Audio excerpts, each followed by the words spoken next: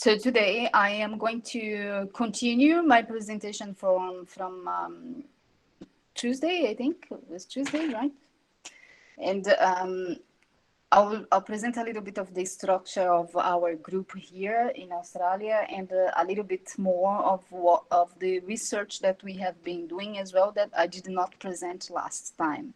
So some things are a little bit different, and then I would like to go a little bit further on the case of the breast tissue engineering. That is something that you guys from pharmacy could think about, some drugs to prevent infection or to coat the scaffolds that there is a little gap in the literature. So it's very confusing. They don't have like a dosage, specific dosage. They don't know what to do. So it would be good for you guys to look a little bit further into it.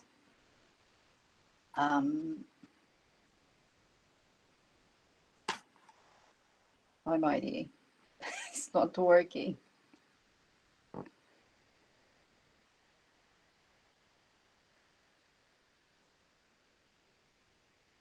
Okay, so here's the homepage of our group. It's the ARC Industrial Transformation Training Center in Additive Manufacturing, and additive manufacturing involves all the types of 3D printing with, for example, fused modeled printing and electrometric spinning, and a few other techniques of 3D printing. I will show you some, and then I'll go downstairs to show the lab to you guys to have an idea. And also would like to emphasize that we have a lot of collaborations around the world with a lot of other research groups in Germany, States, and many other countries. So I put a few videos here to show the electrospinning, how we do our scaffolds here. If you remember last time, the geometry of our scaffold, I didn't put it here today, but there was a blue picture with the scaffold in white. You probably remember. So this is like a mesh that is being printed with electrospinning. So the polymer has a melting point of 60 degrees, and then they have the parameters they put in the software, and then she print. But of course, there's a lot of properties that you need to take in consideration to print such material. So this is a mesh, and this is, if you have a look here, there is like a tube where the material is being printed around the tube, and the tube moves, rolls, and then that part where the tube is where the inner part of the scaffold is going to be. So this one is that the one that I showed you last time with the inner duct very small. I think it's 2 millimeters, and this one is another type of mesh which has the inner duct very big. It's used to use in combination with some drug delivery, for example, alginate. In the case of my study, we used alginate and some bone grafts. So mainly the technique is similar to all of them. So there is the jet, and then the polymer is melted, and then it prints around that tube. So this is a similar one as well. So you can see here on this screen that they have the parameters and all of the properties that the scaffold is going to be printed.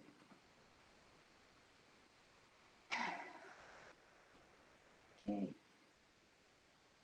So the other thing that I would like to talk about is recently our group has created a collaboration with a really big institute, which is called the Max Planck Queensland Center Institute for Material Science and of Extracellular Matrices. And this institute operates in a number of research institutions in Germany and also abroad in a lot of countries. And it's very, very difficult to get a collaboration with this institute. And this year, of course, we worked for about 1 year on this proposal, and we could get the first institute in this side of the world, in Asia, so here in Australia. So it's the first of the kind. And mainly this institute, this Max Planck, that has been just launched in February, and it works with basic research, mainly fundamental research from the beginning. So to get to the point of translate a material, you need to study the fundamental characteristics of it, how it works in the very, very beginning. What is the polymer, what the polymer can do, to study the properties of the polymer.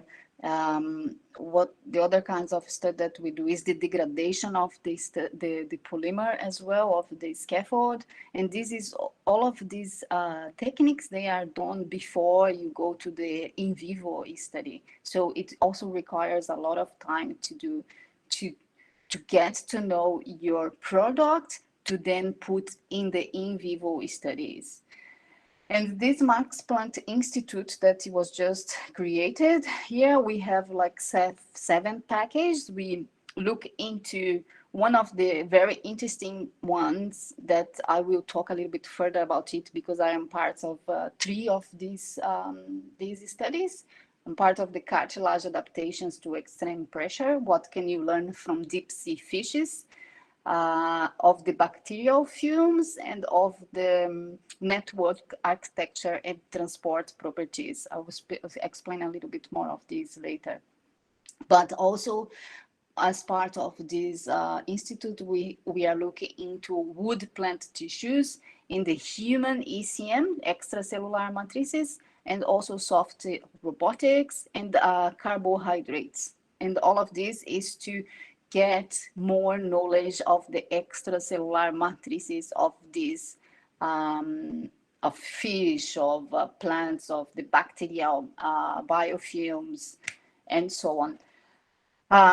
Also, the network architecture and transport is more related to my expertise, which is bone transport. For example, bone, the interior of our bones, for example, it has like a network. It's composed of a lot of cells called osteocytes, and these osteocytes, they have a lot of processes, like a lot of tubes where they communicate with each other, and they sense the movement. And that's why, for example, when you have osteoporosis, you get more resorption of bones, and then your bone become less strength, and then it breaks.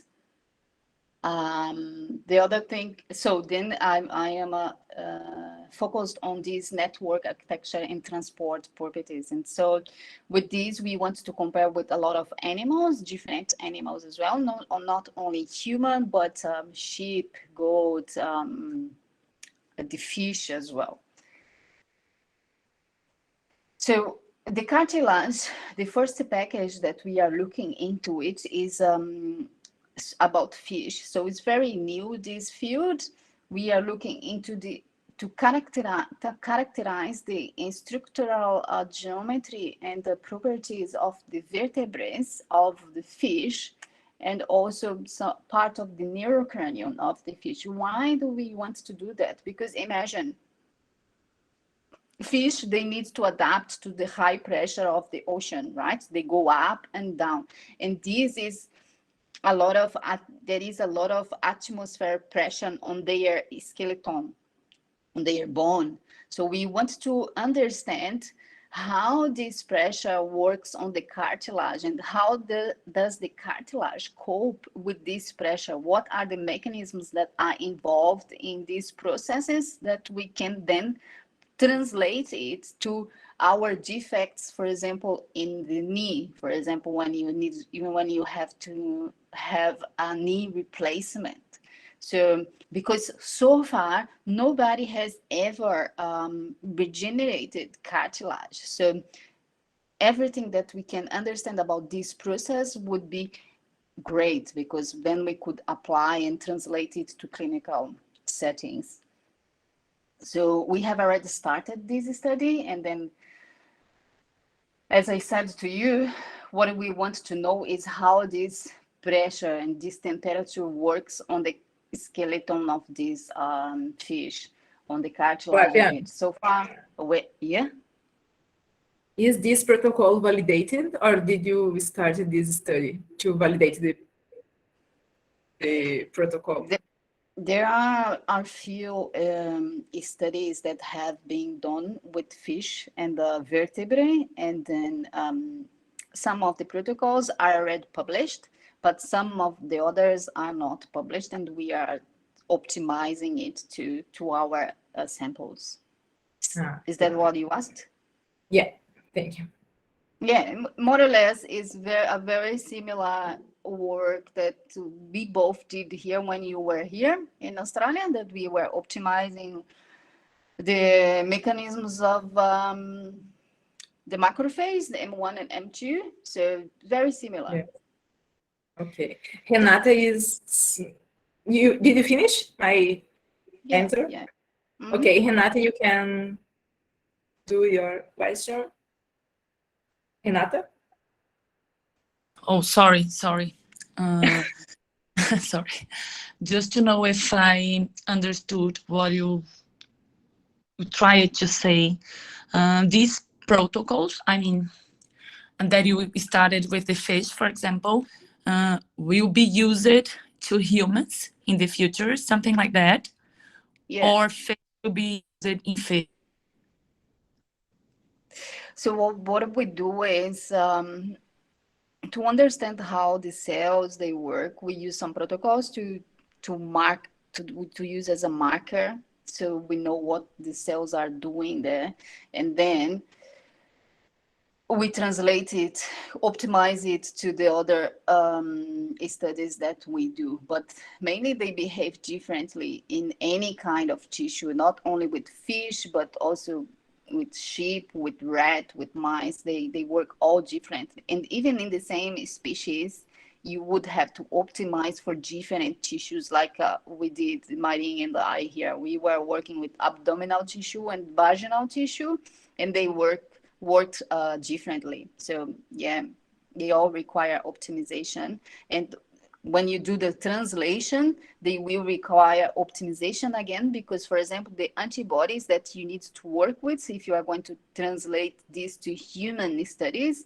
they need to be human antibodies. And for example, to work with fish, the most good ones to work with fish is the ones that are raised in rabbit and chicken, I think. Did I answer your question? Yeah, thank you. Okay. So as I was saying, what we want to do is to identify trends in adapting to low versus high hydrostatic pressures within the four, because we are going to have four regions of interest that we are going to analyze, on not only the vertebrae, but the neurocranium and two other regions of interest. So through this, we can maybe understand how the extracellular matrices of these animals behave and work, and how they can help us to translate to clinical settings, new therapeutic alternatives to bone defects or to knee defects or some type of bone replacement. So, and then the other analysis that we also are doing with this study is we are using transmission electron microscopy and scanning electron microscopy. And what I could identify with this analysis is that the fibers of these tissues, the collagen fibers of these tissues, they are very similar to what we see in sheep, what we see in human as well. They have like a characteristic D-bending pattern, which shows like periodic striations that you are seeing here, right? So this is the on the right, you have the collagen fibers. And then on your left, you have a higher magnification of these fibers, showing the pattern of the fibers. because what is most important here is the pattern of the fiber. So you would have pressure on it, and how if these collagen fibers, they are elastic, if they are not elastic, if they are stiff, because according to the property of these fibers, and then you can work towards the property of the regeneration that you would like to get. So another analysis that we also do, because this is more part of the fundamental research, is to use energy dispersive X-ray microscopy, which is used to characterize elemental analysis or chemical characterization of a sample. So when you are doing scanning electron microscopy, you do together the EDS, which is going to show you the composition of the elemental composition of your sample. For example, in these ones, the fish ones, we could see that you have carbon, you have nitrogen, oxygen, calcium, phosphorus, magnesium, sulfur. Some of these elements, they are on the seawater, of course. They will be, of course, you're going to have on your sample, because this is their environment. But also what we can see is that they have calcium, and we have calcium in our bones, phosphorus as well. So we are discovering what, like studying in fundamental steps, what we can learn from these species, from these samples. So as I said to you guys on our last meeting, we talked about the breast scaffold, and we talked about our model here, the pig model. It has been already published, and we also talked about infection, encapsulation, and biofilm formation. But I didn't go further into it, but I would like today to go a little bit further on this, because this may be of your interest with the pharmaceutic therapies that you could work with to avoid this kind of infection, encapsulation, and biofilm formation, because this is a very big challenge to address. So mainly there is two kinds of contaminations, okay, of the breast implants. One is surgical access. So the surgeon, when they open the implant, it gets contaminated with his gloves or with the air that is already there. And the second one, our breast has already a bacterium flora, where you have already bacteria there that are going to be related to these infections as well. And the other one is, so these bacteria, they can be at the subglandular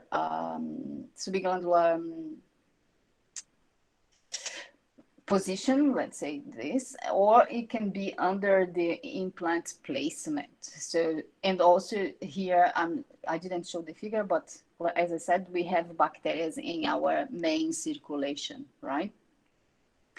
And then from this, we have, from these types of infection, we have two stages of infection. One is during the surgical side of infection, where you have the presence of Staphylococcus aureus, which is like the most known kind of bacteria that causes infections with implants, with devices that are a bit open, for example, not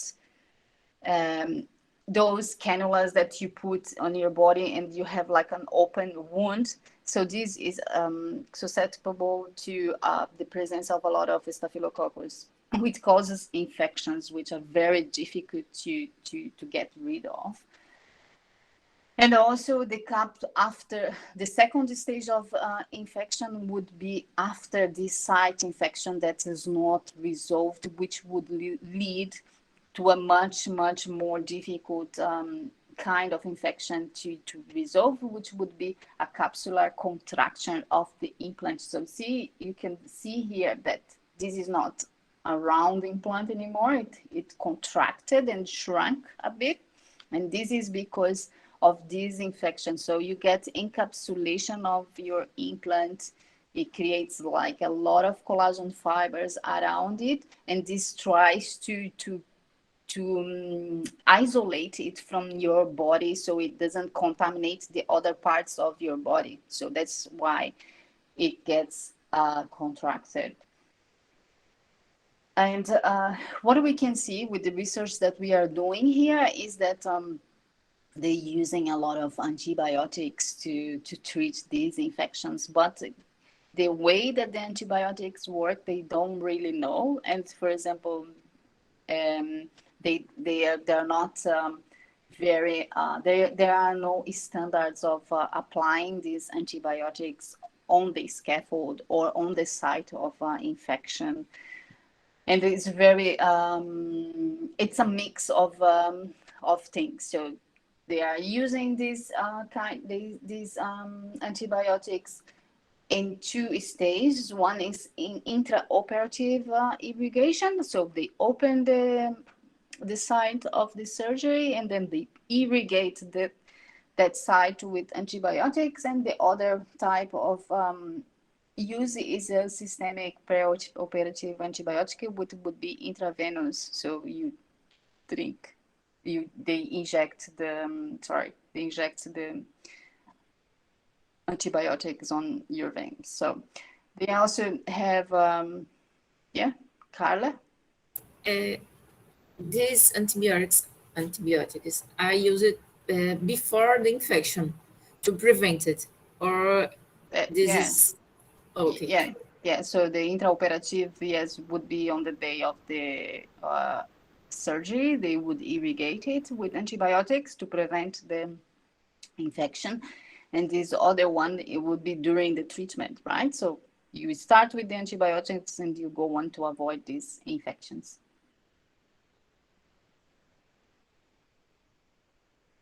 Yeah. So, and if you can see in this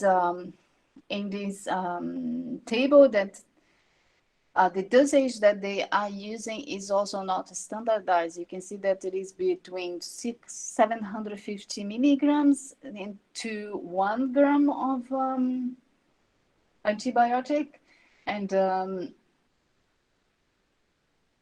here 750 milligrams and between 1 gram. So they have not really studied it in depth to say which one is better or not. So, and this would be like a very good point to look further into it, like, because, for example, we could use some kind of antibiotics to coat the scaffolds to avoid these infections, right? And you also could use some antibiotics are good in the beginning, some antibiotics are good at late stages. So it would be good to use like a combination of antibiotics that would avoid this kind of infections. So in an initial stage of infection and then in a late stage of infection. But this is really difficult to achieve. And also because, for example, the delivery system of a scaffold is also difficult to keep like an antibiotic on the structure of the scaffold, because once you implant it, the antibiotic spreads everywhere if you don't have like a delivery system that is going to hold the antibiotic in place.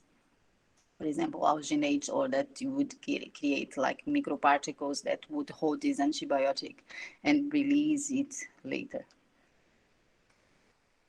So the other studies that we are doing here is also a tissue engineering humanized rat model for osteosarcoma research. So what we are doing here, we have this tissue engineered construct design, which is the scaffold design, the biomaterial that's going to be used, and then the selection of cell type, and then a growth factor later. And then we have the site of a primary tumor, which would be like an ectopic or orthotopic site. So ectopic under the skin, and orthotopic would be like in any specific site, for example, on the tibia, on the femur, or another bone. And also you have the genetic modification of the rats or mice, and then the degree of humanization of this model And then the cancer type, which would be like prostate, breast, osteosarcoma, and the neuroblastoma. So I'm going to talk a little bit more of the osteosarcoma model that we are developing here in our group. Not me specifically, but Jackie is in charge of this model. I think Mairim met Jacques when she was here. So what they want to do is they want to first to create a human bone organ in the rat. And then after the creation of these microenvironments, humanized microenvironment, they will inject some cancer cells, osteosarcoma cells, to induce the formation of osteosarcoma. And then after a few weeks, they will resect this osteosarcoma, and then they will implant a scaffold to induce bone regeneration. And then they will evaluate if the bone is regenerating or not after 3 or 6 months, which is really good. But this is also very difficult to achieve, but Jackie has published a lot of studies on this humanized model. Yeah? Renata? Sorry, what you do in the first week? I mean, at the week 0? Mm-hmm. I didn't understand. Yeah. So week 0, you would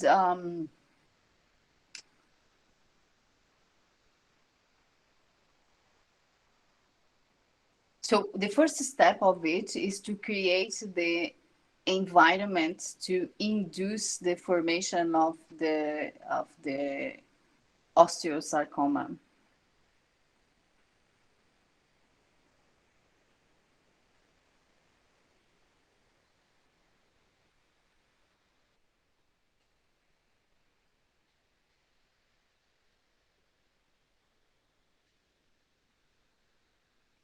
Did I answer your question, Renata? Sure. Okay. Yeah, and then after that, they will. So once you create this environment, this humanized environment, so with human cells, you would inject this. You would. So sorry, I think I did not answer properly. First you would use osteoblasts, which are human cells, bone human cells, which are not sick cells, they are health cells, to create this environment. So you would like have bone formation, human bone formation in the model, right? And then after that, you would inject the specific cells for osteosarcoma to create this tumor, and then you would resect it and then implant the scaffold. I think now I answered your question better. First, you put healthy cells. Yes, And bone cells, Okay. cells there. Okay. Yeah.